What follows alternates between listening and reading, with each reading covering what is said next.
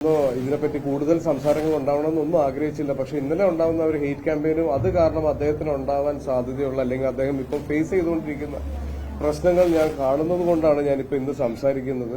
അത് ആ മൊമെന്റിൽ അദ്ദേഹത്തിന് തോന്നിയത് ഒന്ന്, അദ്ദേഹത്തിനെ സ്റ്റേജിലേക്ക് വിളിക്കുന്ന സമയത്ത് അദ്ദേഹത്തിന്റെ പേര് തെറ്റി വിളിക്കുകയും അദ്ദേഹത്തിന് വിളിക്കാൻ മറന്നു, വിളിക്കാനായിട്ട് ബാക്ക് സ്റ്റേജിൽ നിന്ന് റിക്വസ്റ്റ് ചെയ്ത സമയത്ത് അദ്ദേഹത്തിന്റെ പേര് മാറ്റി വിളിക്കുന്ന ഒരു അവസരം ഉണ്ടായി.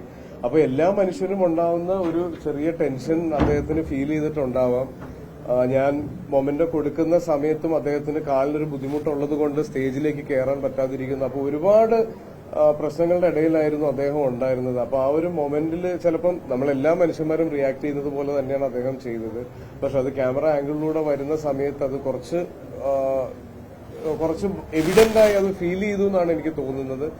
എനിക്ക് അതിന്റെ അകത്ത് 100% ഒരു രീതിയിലുള്ള വിഷമമോ പരിഭവമോ ഉണ്ടായിട്ടില്ല. തീർച്ചയായിട്ടും ആ അവസരത്തിൽ അദ്ദേഹം അങ്ങനെ ചെയ്തിട്ടുണ്ടെങ്കിൽ അദ്ദേഹം അനുഭവിച്ചുകൊണ്ടിരുന്ന എന്തെങ്കിലും രീതിയിലുള്ള ഒരു പിരിമുറുക്കത്തിലായിരിക്കണം. അല്ലാതെ എനിക്ക് അതിന്റെ അകത്ത് ഒരു ബുദ്ധിമുട്ടും ഫീൽ ചെയ്തിട്ടില്ല. എന്റെ റിയാക്ഷനിൽ നിന്നും നിങ്ങൾക്ക് എല്ലാവർക്കും അറിയാം. ഞാനത് കൊടുത്ത് അദ്ദേഹം ജയരാജ് സാറിനെ വിളിക്കുന്ന സമയത്ത് ഞാൻ അവിടെ നിന്ന് മാറി നിൽക്കുകയും ചെയ്തു. കാര്യം എനിക്ക് അവിടെ ചെയ്യാനുള്ള കാര്യം ഞാൻ ചെയ്ത് കഴിഞ്ഞിരുന്നു. പിന്നെ ഞാൻ അവിടെ നിൽക്കുന്നതിൽ കാര്യമില്ല. അപ്പൊ ഞാൻ അങ്ങോട്ട് മാറിയിരിക്കുകയും ചെയ്തതാണ്.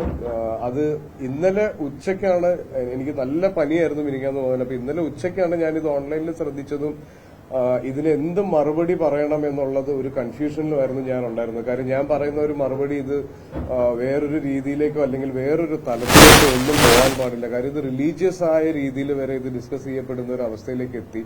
അങ്ങനെ ഒന്നുമില്ല. അതൊരു മൊമെന്റിൽ അദ്ദേഹത്തിനുണ്ടായ ഒരു തോന്നൽ അല്ലെങ്കിൽ ഒരു മിസ്അണ്ടർസ്റ്റാൻഡിംഗ് ആണത്. ഞാൻ ഇന്ന് രാവിലെയാണ് അദ്ദേഹവുമായിട്ട് ഫോണിൽ സംസാരിച്ചത്. അദ്ദേഹം സംസാരിക്കുമ്പോൾ ശബ്ദം ഇടറുന്നുണ്ടായിരുന്നു. അതെനിക്ക് ഒരുപാട് വിഷമമുണ്ടായി. എന്നോട് ഒരിക്കലും അദ്ദേഹത്തിന്റെ ഒരു പ്രായം വെച്ചോ സീനിയോറിറ്റി വെച്ചോ അദ്ദേഹം എന്നോട് മാപ്പ് പറയുന്ന ഒരു അവസ്ഥ വരെ എത്തിച്ചു. അത് അദ്ദേഹം എന്നോട് അങ്ങനെയാണ് സംസാരിച്ചത്. അപ്പൊ അതിലൊക്കെ എനിക്ക് ഒരുപാട് വിഷമമുണ്ട്.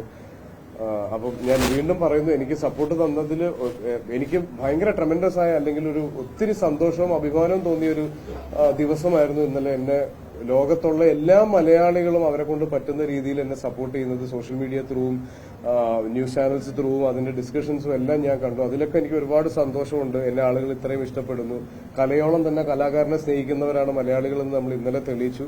പക്ഷെ അതിനൊപ്പം അദ്ദേഹത്തിന് എഗെയിൻസ്റ്റ് ഒരു ഹെയ്റ്റ് ക്യാമ്പയിൻ ഉണ്ടാവുന്നതിനോട് എനിക്ക് ഒരു താല്പര്യമില്ല. അദ്ദേഹം മനഃപൂർവ്വം ചെയ്തതല്ല. അദ്ദേഹം അങ്ങനെ മനഃപൂർവ്വം ചെയ്യുന്ന ഒരാളല്ല. ഒരു മനുഷ്യനും അങ്ങനെ ഒരു കലാകാരനും അങ്ങനെ ചെയ്യുമെന്ന് ഞാൻ വിശ്വസിക്കുന്നില്ല.